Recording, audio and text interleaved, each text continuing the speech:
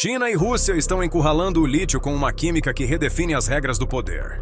Durante anos, o lítio foi tratado como o coração da mobilidade elétrica, o ouro branco, que definiria o futuro da energia global. Mas algo está acontecendo em silêncio, longe das manchetes do Ocidente. Das regiões congeladas da Rússia às megafábricas da China, uma revolução química está em curso, e suas consequências prometem abalar toda a indústria automobilística mundial. A Rússia já desenvolve baterias que não dependem do lítio, capazes de operar sob temperaturas brutais.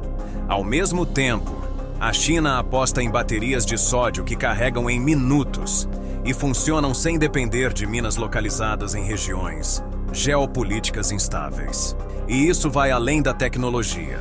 É uma jogada estratégica. Cada nova bateria chinesa representa um golpe direto no coração da indústria ocidental. Cada estação ultra-rápida da BYD é mais um elo em um império da mobilidade que avança como uma invasão silenciosa.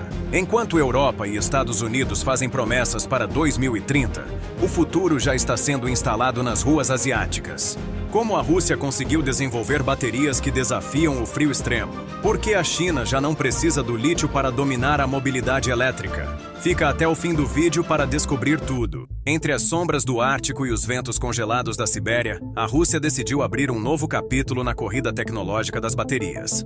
Enquanto grande parte do Ocidente ainda prende suas esperanças ao lítio, esse ouro branco cada vez mais caro e escasso, os cientistas russos começaram a trilhar um caminho paralelo. Baterias de metal-ar recarregáveis que dispensam completamente o lítio. Em outras palavras, Moscou aposta em uma química alternativa que promete resistir a condições extremas, funcionando mesmo onde o frio arruína motores, congela cabos e silencia cidades inteiras.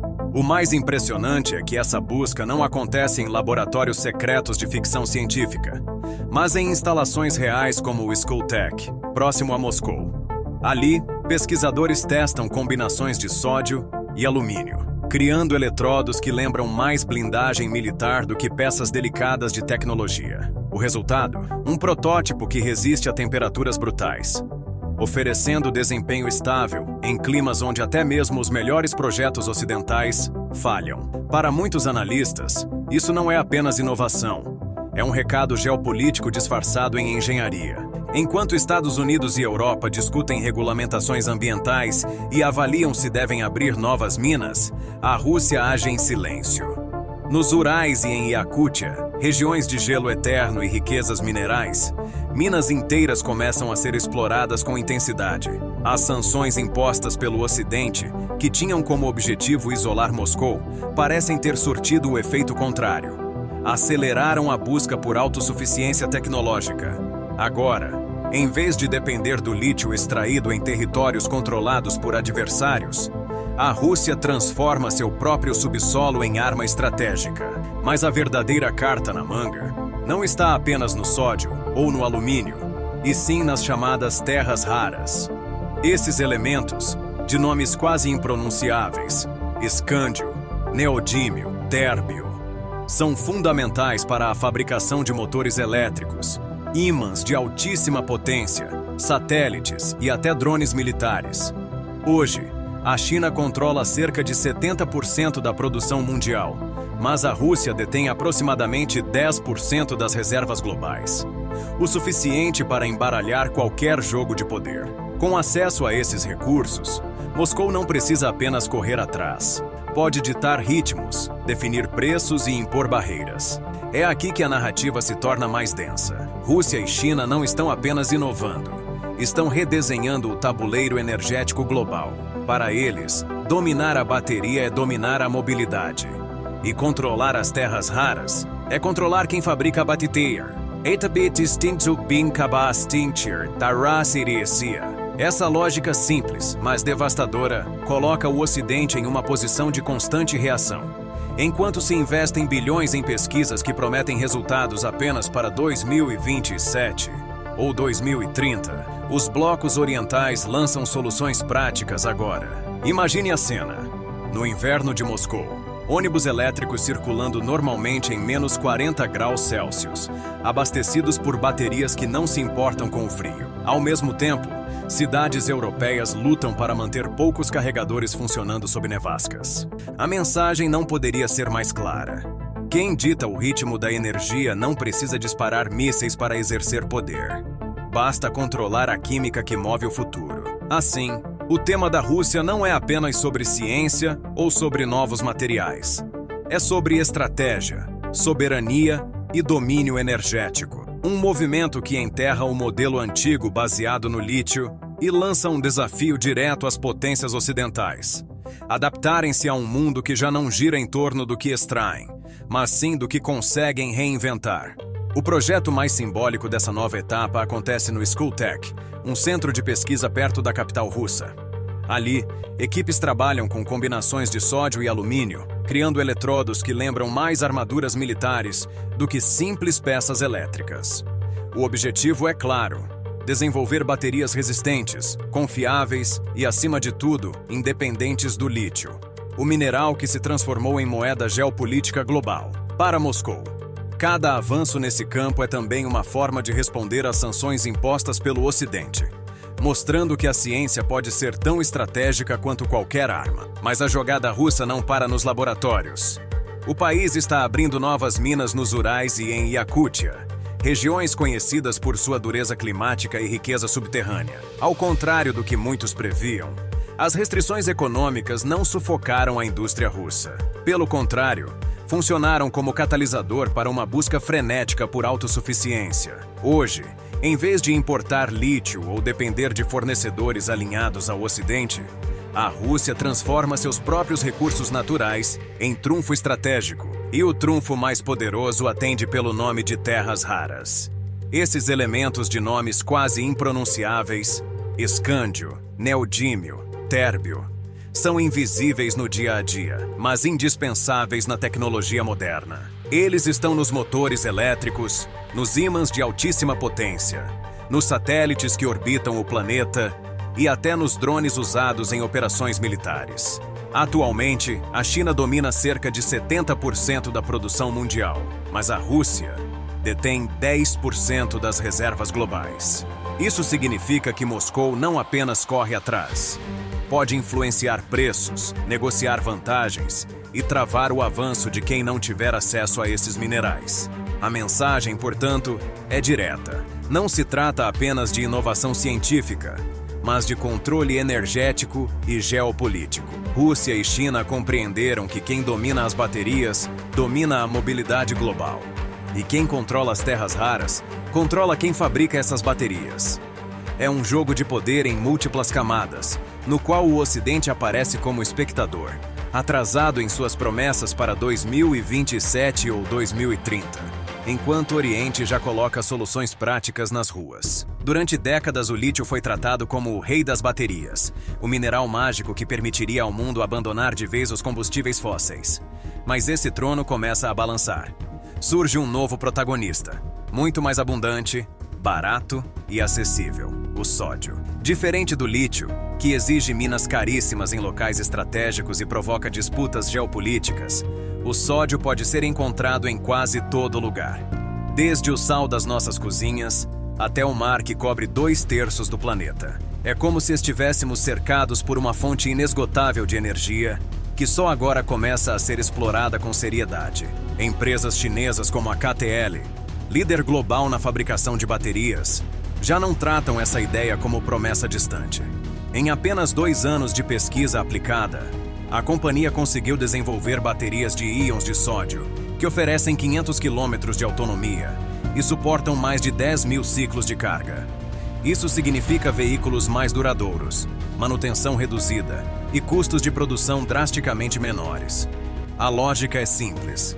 Se o sódio está em todo lugar, não há necessidade de guerras por minas de lítio, nem dependência de poucos países exportadores. Mas a revolução não para aí. A tecnologia avança para formatos ainda mais ousados, como as baterias Free Dual Power, que combinam 2 zonas energéticas independentes. Esse sistema inovador permite que a bateria funcione de maneira adaptável em cenários urbanos, prioriza eficiência e segurança. Já em longas viagens, libera um poder extra que garante autonomia ampliada. Trata-se de uma arquitetura inteligente que funciona como um cérebro energético, capaz de ajustar sua química interna de acordo com as necessidades do motorista. Essa versatilidade abre espaço não apenas para carros de passeio, mas também para caminhões pesados, ônibus elétricos, embarcações e até aplicações industriais. Imagine portos inteiros funcionando com baterias de sódio ou frotas de ônibus urbanos operando sem as limitações de recarga lenta. O impacto na mobilidade seria profundo, transformando não só a forma de dirigir, mas também a logística global e a infraestrutura de transporte coletivo. Enquanto isso, o Ocidente parece preso em promessas. Grandes montadoras da Europa e do Japão ainda insistem em repetir que terão suas próprias baterias sólidas, apenas em 2027 ou 2030. O problema é que, até lá, China e outras nações já terão instalado milhares de carregadores ultra-rápidos, compatíveis com tecnologias de sódio e híbridos avançados. É uma corrida em que alguns correm com maratona e outros já estão de carro de Fórmula 1. O sódio, além de abundante, oferece vantagens ambientais cruciais. Sua extração não exige a destruição de ecossistemas frágeis como acontece nos salares de lítio da América Latina. Também não consome milhões de litros de água em regiões desérticas, nem libera tantos subprodutos tóxicos. Em um mundo cada vez mais preocupado com sustentabilidade, esse detalhe pode ser decisivo. Não é exagero dizer que o sódio não só representa uma solução tecnológica, mas também um alívio ecológico diante do pesadelo ambiental do lítio. No fim, o recado é claro. O futuro não está mais amarrado a um recurso escasso e caro. A revolução química já começou, e ela tem cheiro de sal. Para o Ocidente, que ainda insiste em correr atrás, o desafio será imenso. Para a China e outros países que investem pesado nessa mudança, trata-se de uma oportunidade histórica de reescrever as regras da mobilidade global. O lítio começa a parecer um recurso do passado. O sódio se apresenta como o novo protagonista da era elétrica. No cenário global da eletrificação, enquanto muitas montadoras ainda engatinham tentando convencer consumidores com promessas futuras, a BYD já construiu algo muito maior do que simples automóveis. A empresa chinesa entendeu cedo que o futuro não seria decidido apenas no design de veículos ou na autonomia de uma bateria, mas sim no controle da infraestrutura energética. E foi exatamente aí que ela começou a fincar sua bandeira. A BYD não se contentou em fabricar carros competitivos. Em paralelo, criou uma rede de carregadores ultra-rápidos capaz de transformar a experiência do motorista. Imagine esta cena. Você estaciona seu veículo, conecta o cabo e em 5 minutos já tem energia suficiente para rodar centenas de quilômetros. Isso não é uma previsão otimista para 2030, mas uma realidade que já está sendo instalada em escala industrial. Hoje, são mais de 15 mil pontos de recarga espalhados pela China, funcionando como verdadeiras estações de pedágio futuristas. Só que em vez de cobrar estrada, entregam energia em tempo recorde. Esse avanço impõe uma regra cruel no mercado. Quem não se adapta, fica para trás. Carregadores antigos, que antes pareciam revoluções, agora se tornam sucata funcional. Afinal, quem estaria disposto a esperar 40 minutos ou até mais para carregar um carro, quando existe a opção de estar pronto em apenas 5? A BYD transformou esse detalhe em uma arma estratégica. Dominando os pontos de recarga, controla também o tempo, o trajeto e até os hábitos do motorista. Mas não é apenas na infraestrutura que a empresa chinesa faz tremer a concorrência. Suas inovações em baterias elevam o padrão de segurança e desempenho. A Blade Battery, por exemplo, trouxe uma revolução ao eliminar praticamente o risco de superaquecimento e incêndios, uma preocupação constante nos modelos elétricos do Ocidente. Já a Shengeng de segunda geração é descrita por especialistas como uma verdadeira fera tecnológica. Uma bateria com autonomia de até 800 quilômetros, capaz de carregar em velocidades alucinantes que deixam Tesla e Stellantis parecendo marcas presas em outra década. Essa combinação, carros acessíveis, baterias seguras e infraestrutura ultra rápida, criou algo que vai além da simples venda de veículos. Um império energético. Cada novo carregador instalado é mais do que um ponto de serviço. É um elo em uma rede que aprisiona a concorrência em obsolescência. A expansão acontece em ritmo agressivo, quase militar, com milhares de estações surgindo como se fossem postos avançados em uma invasão silenciosa. Enquanto isso, no Ocidente, o contraste é gritante. A Europa ainda celebra carregadores de 300 kW como se fossem ciência de ponta. E os Estados Unidos enfrentam problemas até para manter a estabilidade de suas redes elétricas. O resultado é inevitável. A narrativa muda de liderança tecnológica para rendição tecnológica. Tesla, que já foi sinônimo de inovação, hoje é obrigada a reagir. Stellantis, por sua vez, lança modelos elétricos sem estratégia clara, incapaz de competir com a agressividade e visão da BYD. A verdade é que a BYD não está apenas competindo, está impondo um novo paradigma. Seus carregadores ultra-rápidos e suas baterias avançadas não representam apenas avanços técnicos, mas também um recado para o resto do mundo. Evolua ou desapareça. A mobilidade elétrica deixou de ser uma corrida de inovação isolada. Agora é um jogo de domínio em rede. E nesse jogo, a BYD já construiu seu império, deixando Tesla e Stellantis na desconfortável posição de seguidores. E assim fica claro que o futuro da mobilidade elétrica não será decidido apenas por carros, mas pelo domínio das baterias, da infraestrutura e da energia. A China, com suas inovações, e a Rússia, com suas alternativas, estão redesenhando o jogo, enquanto o Ocidente corre atrás. Agora eu quero saber, você acredita que Tesla e as montadoras europeias ainda têm chance de reagir ou já estão condenadas à obsolescência? Deixe sua opinião nos comentários. Eu vou ler todos. E claro, se você gostou desse vídeo, se inscreva no canal, ative o sininho e compartilhe com seus amigos. Aqui você sempre vai encontrar análises que mostram como o mundo dos automóveis está mudando diante dos nossos olhos. Até a próxima!